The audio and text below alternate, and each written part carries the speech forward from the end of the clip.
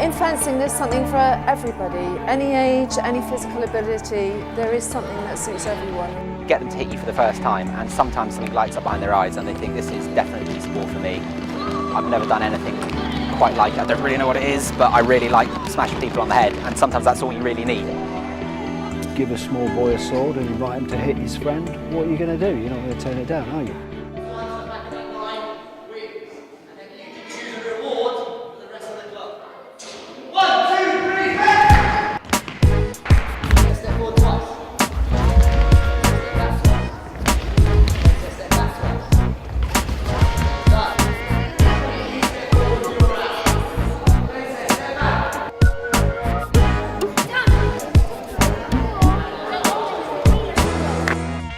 It's totally different to anything else. There's nothing quite like fencing. Nothing uses the same sort of skills or the same mindset, really. I think a lot of people see it as quite a romantic sport, sort of different swashbuckling pirates, that kind of thing.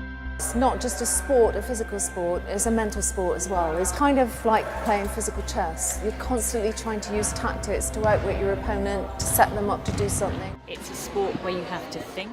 But it's also quite complex because you've got many different tactics. It's not the same as, for example, running a race. You've got to think of attacking, defending. You've got to think 5 hits in advance sometimes. That's really what sets it apart for me. A very good way of exercising, getting away from school. It's getting a good workout when they're here. Good fun, good way of keeping fit. Not so much a team sport, although there is team fencing. It's an individual sport. It's a sport that's not for everyone because it's quite a loner sort of sport. It's an individual thing. It's a sport that can be very rewarding and can develop your personal skills in terms of your self-confidence and your motivation. Both absolutely knackered for the last 2:35. My name's Robin Davenport. I'm 66, so I've retired. I in fact retired quite a long time ago. Well, it's a sport that sort of covers various different aspects of speed, fitness, stamina, skill, experience when you get old like me. I mean, the beauty about it is with this age difference, you can have, an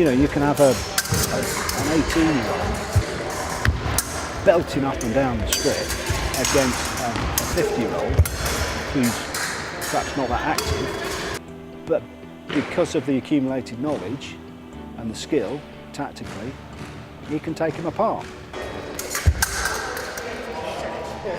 It's quite amusing sometimes to witness that because you see the young guy just getting more and more wound up. And trying to go faster and faster, quicker and quicker.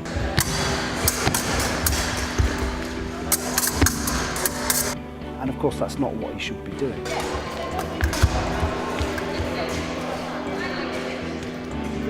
I think that is the real appeal, I think, of this sport, because there are so many ways to achieve, so many layers, so many ways of getting what you want. It's rather like life. Much better now than it was. You think it was a team from the House of Lords. Straight off. There you go. That's it. Good. Avoid the blades. That's nice. But those days really are over. It's being introduced now into state schools. We as a club here at Bath, we've got coaches that take plastic weapons into primary schools or so-called real weapons into secondary schools. That was the best one. Why? You did the limited movement. Yeah, you did the least. Before it's been big, this time it was just pop. Yeah, that's got to be the best way. But the main one really is cost. I mean, nowadays, for somebody who's reached a high standard, to continue at a high standard and getting better and better is going to require astronomical costs, and a lot of people have not got that sort of back in. We've got good coaches here, we've got a good system, so if children want to put the work in, we'll help them get there as much as we possibly can. The cost is a factor, but I mean, most clubs provide their own equipment, that sort of thing. Cost shouldn't be a factor. People should be able to get out there and find a fencing club just as easily as they find any other sporting club. I think that the Bath Sword Club is regarded The number of people that are coming here is wonderful.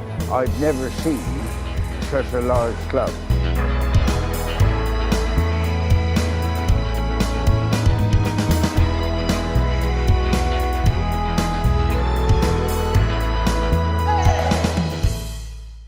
It's rather like life.